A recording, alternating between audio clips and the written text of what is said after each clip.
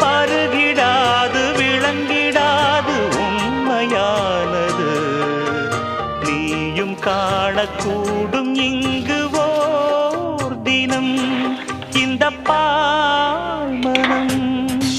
எங்கிருந்தோ இளங்குயிலின் இன்னிசை கேட்டு கண் விழித்தே